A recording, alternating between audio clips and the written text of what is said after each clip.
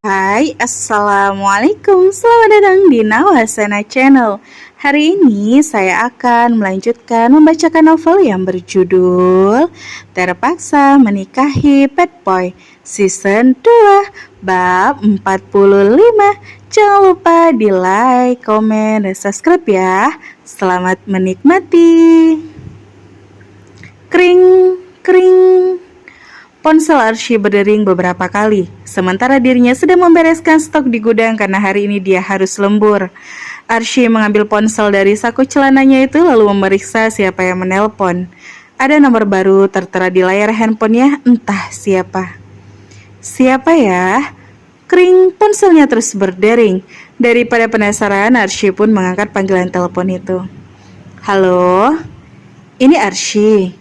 Terdengar suara perempuan, tapi Arsy tidak begitu mengenali suara itu. Iya, ini siapa ya? Mamanya Juan. Sungguh, Arsy terkaget mendengar jawaban dari si penelpon. Ternyata yang menelpon adalah Liliana. Seketika Arsy gugup dan jadi bingung harus bagaimana. Walaupun tidak bertatap muka, tapi aura Liliana bisa terasa hanya via telepon, membuat Arsy benar-benar gugup dan segan. Kamu di mana? Lagi sibuk? Tanya Liliana. Saya lagi di toko, jawab Arsy pelan. Kerja shift siang. Kerja shift pagi, tapi diminta untuk lembur sampai jam 6 ini tante.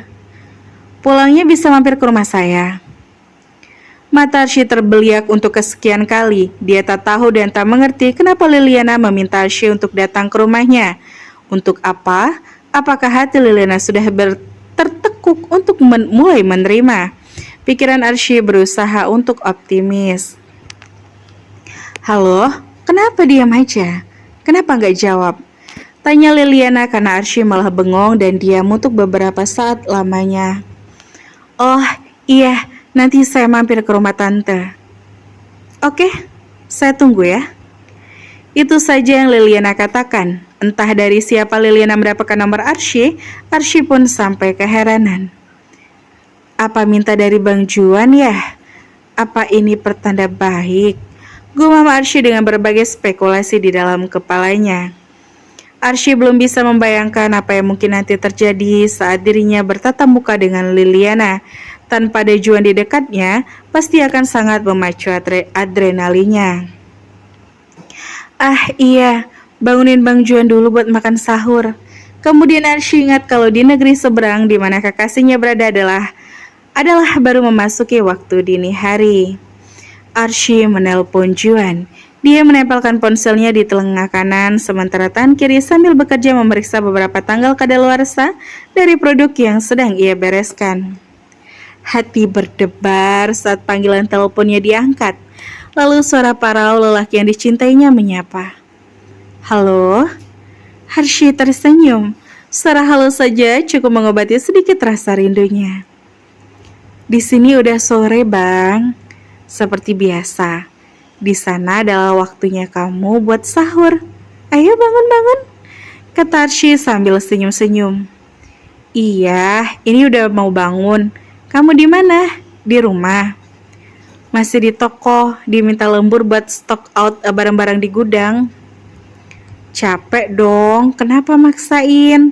Lagi puasa gini, energi kamu harus dijaga baik-baik.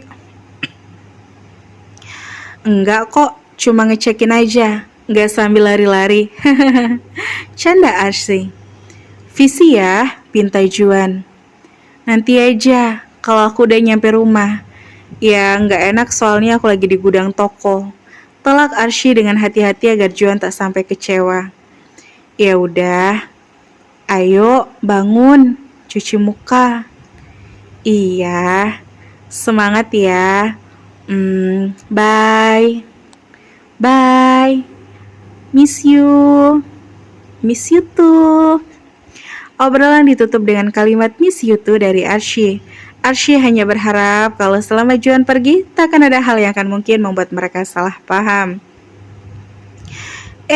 Kan jadi lupa mau ngabarin Bang Juan kalau bentar lagi aku mau ke rumahnya. Arsy baru sadar.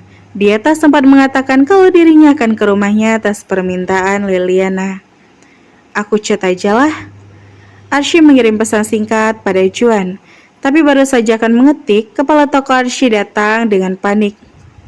Cih, supervisor mau sidak ke sini. Simpen dulu handphone kamu.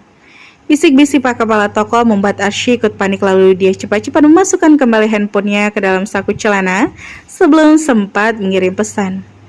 Iya Pak, Arsy segera menyelesaikan pekerjaannya. Lagi pula pekerjaannya sudah tinggal sedikit. Benar saja, selang beberapa detik supervisor toko yang dikenal killer muncul lalu masuk ke dalam toko untuk melihat kerapikan stok di dalam gudang. Sekali lagi saya ingatkan ya, jangan sampai menumpuk barang lama di gudang. Barang kiriman yang lebih lama digeser ke bagian depan. Apa sudah selesai? Supervisor itu mendekat ke arah Arsy. Stok kosmetik di display dan gudang depan. Obat-obatan dan stok body care sudah saya periksa, Bu. Sisanya akan dikerjakan oleh shift selanjutnya, jawab Arsy dengan lugas. Supervisor itu memeriksa hasil kerja Arsy. Sungguh, Arsy deg-degan dibuatnya. Takut ia lalai dan ada letak barang yang tidak sesuai. Bagus, seperti ini sudah benar. Pokoknya pekerjaan ini harus selesai hari ini. Kamu lembur kah? Iya, Bu, saya lembur. Ya udah. Arsy lega, begitupun dengan kepala tokonya. Pekerjaan Arsy diapresiasi baik dan Arsy memang selalu bekerja dengan teliti. Menjadi orang yang memiliki banyak kebutuhan membuat Arsy sangat berdedikasi pada pekerjaannya. Arsy hanya membayangkan bagaimana jika kontrak kerjanya dihentikan. Sementara dia memiliki keluarga yang sangat bergantung pada dirinya. Itulah sebab kenapa Arsy selalu bekerja dengan serius. Setelah pekerjaan selesai, Arsy langsung pulang dan meluncur menuju ke kediaman Juan. Karena sangat ditunggu oleh Liliana, Arsy tak sempat pulang dan berganti pakaian. Dia hanya membasuh mukanya dengan air wudhu lalu memperbaiki make up-nya tipis-tipis. Di dalam perjalanan menuju ke rumah Juan, Arsy memikirkan banyak kemungkinan. Dia merasa kalau sesuatu yang baik dan sesuatu yang buruk akan terjadi, seimbang di dalam pikirannya. Begitu Arsy sampai, Binuni membukakan gerbang rumah dan menyapa Arsy dengan senyuman hangat. Assalamualaikum, Bi. Waalaikumsalam, Neng. Ayo masuk. Arsy memasukkan motornya ke dalam halaman rumah Juan. Kedatangan Arsy dilihat langsung oleh Liliana yang sedang duduk-duduk santai sendirian di balkon rumah. Melihat Arsy sudah tiba, Liliana masuk kembali ke dalam rumah dan segera turun menuju ke lantai 1 rumah. Arsy menekan dadanya untuk meminimalisir rasa gugup. Sungguh, ia gugup sekali. Walau pertemuan terakhir dengan Liliana meninggalkan kesan yang tidak baik, tapi Arsy yakin kalau kali ini akan ada perubahan baik. Silahkan, Neng. Binuni membimbing Arsy untuk segera masuk ke dalam rumah. Iya, makasih, Bi. Arsy mengikuti dan masuk ke dalam rumah besar itu. Binuni mempersilahkan Arsy untuk duduk di ruangan keluarga saja. Arsy duduk dan masih berusaha menyembunyikan rasa gugupnya. Tak lama Liliana muncul. Terlihat sedari menuruni anak tangga. Melihat Liliana datang, Arsy kembali bangkit dari duduknya untuk memberi salam hormat pada Liliana. Tante, setelah Liliana mendekat, Arsy meraih tangan Liliana dan memberikan salam hormat. Liliana diam saja dan cepat-cepat melepaskan tangannya. Silahkan duduk. Iya, Tante. Mereka duduk lagi bersama-sama di sofa berbeda. Liliana dengan sikap pangkuhnya dan Arsy dengan rasa segannya. Udah makan? Udah batalin puasa kamu? Tanya Liliana masih dengan sikap yang dingin. Udah, Tante. Saya tahu kamu pasti lagi ditunggu sama ibu kamu. Jadi saya nggak akan basa-basi. Biar pembicaraan kita cepat selesai. Arsy mulai merasa akan ada sesuatu yang tidak sesuai dengan harapannya. Arsy, ibu kamu nggak bicara apa-apa?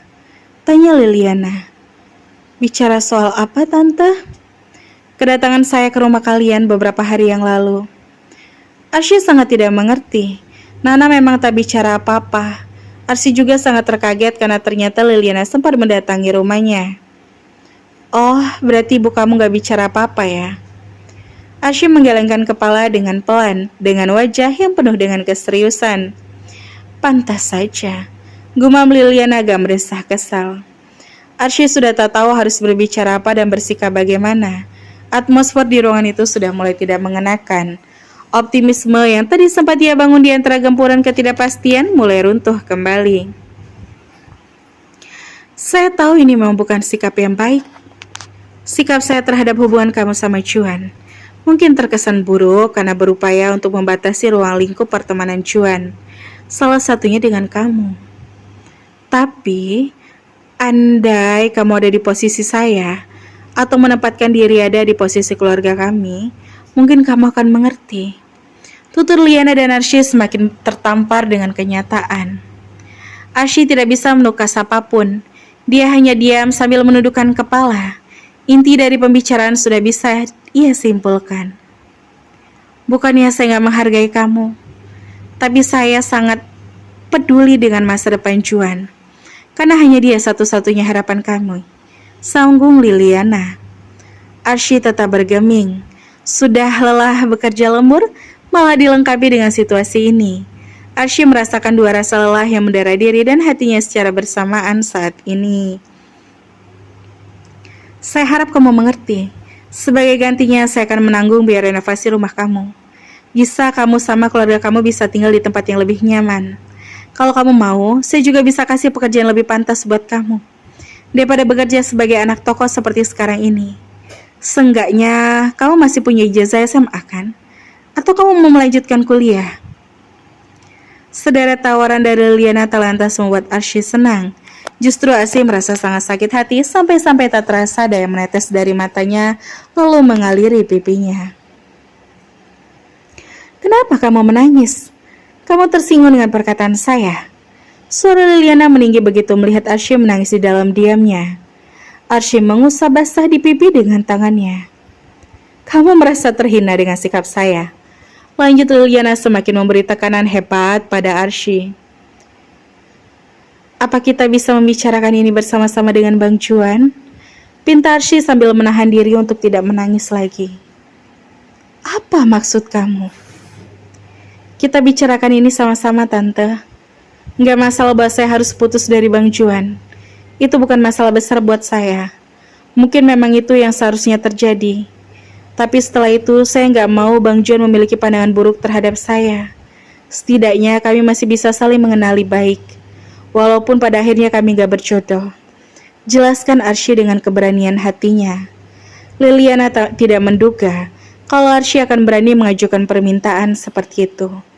Liliana sadar kalau Juan dilibatkan dalam pembicaraan yang sangat sensitif ini, Juan pasti akan berontak seberontak-berontaknya. Liliana diam menatap Arsy. Apakah Liliana akan memenuhi syarat dari Arsy untuk melibatkan Juan dalam obrolan ini? Dan bersambung sampai ketemu di bab selanjutnya ya. Wassalamualaikum. Duh, gimana ya kelanjutan hubungan Arsy dan Juan? Semoga mereka baik-baik saja ya. Atau mereka bakalan putus. Ditunggu di bab selanjutnya ya.